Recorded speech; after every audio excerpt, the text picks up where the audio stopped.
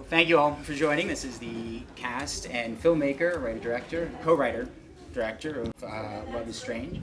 Ira Sachs, can you tell me first, this is something of an adult love story, Yes. in a way. I always like to hear what the one thing is that you clung to tell, that made you want to tell the story as you go through the trials and tribulations of making. I think I wanted to make a film about the possibility of love to bloom with time. And that very simply was what I tried to tell as a story, and through these great actors, I think we managed to then talk about the complexity of love for all different kinds of people in different stages of their lives. Mm-hmm. So it's a love story. Mainly what Ira told us, he told us in the beautiful script he co-wrote with Marisa. I read that script before I'd ever met Ira or heard him say a word, and I wanted to be in the movie. It's extraordinarily touching, funny, true, authentic, and important script, and you want to be in those films. And when I was asked to do it, Alfred was already set for it, and I'd always wanted to work with him. He's an actor. He's been a friend for years, but as an actor, I've just enormously admired him. Yeah. I think this is a real actor's movie. I mean, I think that when people see the film, one of the things they respond about is the sort of the consistency and the quality of this ensemble and what they do together, and that includes very small, some of the bit parts which are filled with actors like Harriet Harris and Adrienne Lennox and a lot of these John great Cullum. John Cullum. There is this intimacy that as a group of performers, I think we were managed to pull off. Well, you all three have distinguished stage careers. I've seen all of you do various things. Is that an accident, or is there something about a stage actor or that background that was appealing to you and maybe bonds you guys together? I've actually never seen any of you on stage. Really? Well, but I've seen all of you. but he has. Wow, He you did. saw me do that with that. Wow. He did see us trot out all our worst stage tricks. Yeah. So in a way, he kind of did say but there is. Oh, sorry. Go on. No, you go. No. But there is. All right. I will. There is definitely a camaraderie that exists with actors who have some kind of shared experience, and with us, although as John said, we've never worked together, but John's worked with other people in the cast. Marisa and I have worked together before, and there's a kind of there's a link. There's a sort of a way to create a kind of handy shorthand, if you like, a sort of a comfort, and especially when you're dealing with a story that's as intimate and as subtle as this. It's great that you don't have to worry about kind of reintroducing yourself every morning. And it's but the fact that we all do have extensive stage experience kind of it's a link, and it's something we share. Well, you two play a married couple who are forced to live apart. Did you guys, to create a bond that to play that relationship, did you have much rehearsal as you might during a stage performance? Fred and I had this incredible gift. I was working in Calgary, Alberta. Fred was living in LA. Ira traveled first to LA, then to Calgary, simply to talk to us in isolation, just one-on-one, about the film and about our characters and just getting to know each other. I think there's a big difference. I was a theater director before I got involved in film, and it's actually, in a way, an opposite process as a director, because what you're trying to do is create something that can only happen once, right, as opposed to theater, where you're trying to have something that can be repeated time and again with something still fresh. So for me, I don't do any conventional rehearsals. There's no read-through. The actors have never heard the other actors say a line of the dialogue before we start shooting. But I spend time with each of the actors alone, talking to them about the text and about the story. How does that? Do you like that? Yeah, he only traveled 2 blocks to meet me. It's a hearty 2 blocks. He walked. To New York. He walked to Calgary. That's what's so amazing. That's dedication. But I got to be honest. The only time I'd worked in any similar way to that was when I did a film with Mike Leigh. And it was the first time I actually worked with another director who it's not quite the same process, but very similar in the sense that we didn't have any rehearsal, there was no read-through, we didn't actually engage with the other actors until we were actually on the day. So in that respect, it was kind of similar to the way Mike works. And it was very refreshing. But I remember there was one point when I was taken a little bit by surprise when I said something like, "So when are we going to run it?" And I went, "Oh, we won't do that." and just for a moment, I kind of like just had a tiny twinge of panic. Like, you know, it's the actor's thing of like you want to know what you're doing, you know, because I'm a terrible improviser. I can't improvise to save my life. But also, Fred and I are extravagant stage actors. I mean, and that's what we figure when they hire us, that's what they want from us. You know, We had to divvy up the scenery to choose. We were worried it might be enough to go around. One get upstage and one get downstage. But you know, the proof is completely in the pudding. I can honestly say I've never seen myself perform that way in a film. What way? In Love is Strange, it's a brand new me, to my eye. I just find it So natural, like It's so uber simple. naturalistic. It's It's so a simple simplicity that and he has that in all his films. Yeah.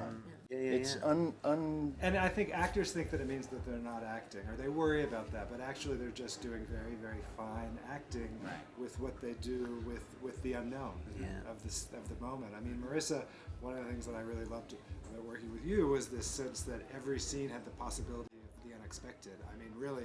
I was like, what the hell am I doing? he likes Sometimes that. but that's what there's a little bit of that off guard Because thing, he which would is throw great. something at you? Or? No, because he refused to throw something at you, which is great. It's like he really trusts. I mean, it's a But really what you're great, trying caring act. is to catch something that's authentic. And I think to do that, again, you don't have to catch it twice. So I think all of you were willing to kind of be in the scene with each other. And I think that's a lot where the intimacy of the film comes from, is that you're not acting. I want to disappear as a director, so I'll never give an actor a note in front of another actor, for example, because I feel like that means... I thought that was very smart, actually. And that's something else that I hadn't experienced before. When I realised that's what you did, I thought that was so thoughtful, really thoughtful and sensitive. Yeah, his most frequent note to me was, ignore Alfred. Just ignore him. Pretend he's not there. No, I mean, I think that if the director gets out of the way, then the actors are not acting for the subtext. You know, they're not trying to play something. They're actually just trying to listen to each other and respond. But at the same time, I felt in supremely great hands. Like, I knew that he was looking for those little gem authentic moments, and that he had our backs, really. And so, and also it's not like he just said, oh, okay, I got it, one or two, we're moving. Like, he knows what he's looking for, and we'd keep doing it. Yeah. Right. So He'd always ask us. it wasn't a sense of like you're just completely at sea. You're just like in you're being held. Yeah. One of my favorite scenes in the film is when I have been plopped down in Marissa's household. You know, this old man has to live somewhere, so he lives with his nephew and his wife. And I'm simply, she's trying to write, and I'm just amiably talking to her, with no sense at all that I'm driving her crazy. That scene is so effortless. It's effortless, and yet it's all My there. favourite scene in the Beautifully movie. edited. But you know what? In that scene, I can actually see this history that the two of you have, Yeah. and in a positive way with the television Yeah. sitcom. And I said that sitcom is actually great training for a film actor, because you can find the humor in bits, Yeah. and making it that's so real. interesting. As long as you don't Wow. get, comfortably I'm fall so- back on it, Yeah, I'm glad that you said that too, because I was like, when I saw it, but I haven't seen it on the big screen. There was one moment I was like, oh, I moved my head in that comic way. How did I do that? But you like that? Oh, yeah. Okay, good. Yeah.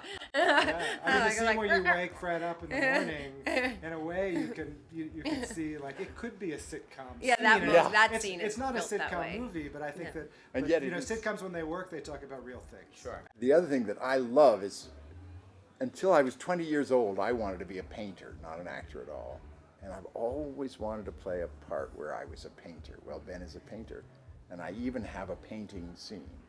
You know, I think the thing that is to me really playing the strongest for our audiences is the general sort of tone of the film and the texture of these performances, but specifically the relationship that these two create as the history of a long marriage. And I think that's very, very challenging, and actually, if we think about it, quite rare. Without ever having met and to rehearse it, and I mean, how did you come into? Did you do research, think about all this stuff in advance? Well, no. I always feel a bit guilty when I answer this with a negative because I was on the beach. I showed up. actors talk so passionately about their research and their preparation. I mean, I prepared. I learned the lines and I thought about it a lot, and you know, and I was. So there was some kind of. I mean, I wasn't exactly just phoning it in, but I didn't actually sit down. I didn't like go and interview all my gay friends. You know.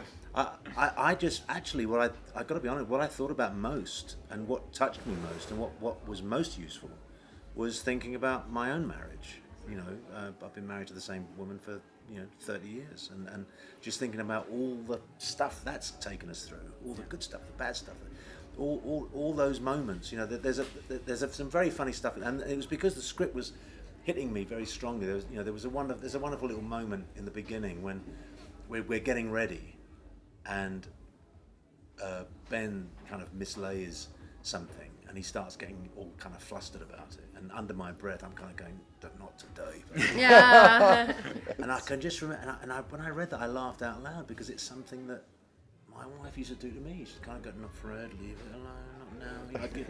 And it's that thing, those little kind of oscillations in a marriage where you always love the person, but they can drive you crazy. And there was so much room, so much opportunity for that. Yeah. Not just in this relationship, but also in their relationship and the relationship that Marisa has with Darren in that marriage. I mean, it was so rich. You know, when you say you gave us like the bare bones, or actually that's not really strictly true. I mean, what you gave us was something very, very lonely. Layered. It was the best script I'd read in Yeah. easily 10 years. Just so moving, and yet you can't quite isolate what it is that's so touching about it. It's just mainly because it's so real. Yeah. You know, sometimes you'll read a script that is like less than 100% satisfying, and you'll say to yourself, "Well, yeah, there's all this stuff here, but then I've got that big scene where I can't do the thing. I've got that scene where I can't really do that." You find a moment that will kind of somehow salvage it. But there's nobody has these big moments. It's just this beautifully observed piece of life that is so illuminating. So you have something which is incredibly domestic in nature, but actually is rather epic in its effect. Now, we've seen it and you haven't. So you have to take everything I word for it. I believe you. Really. Thank you guys so much for coming. No, it's a Sachs, real pleasure. Lithgow, Tomei, Molina. Thanks Love is a lot. Strange, Sundance. Thank you very much. Thanks, guys. a lot.